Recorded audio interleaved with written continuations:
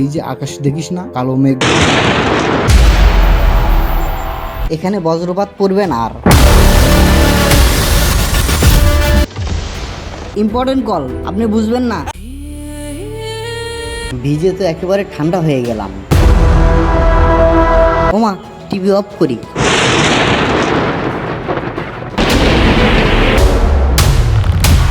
কেন দেখছো না আমি বৃষ্টির ভিতর বাইক চালাচ্ছি, খুব মজা পাচ্ছি।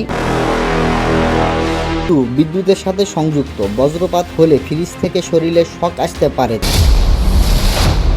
এবার থেকে আকাশ দেখে নদীতে নামবো, তাছাড়া নদীতে নামার প্রশ্নই ওঠে না।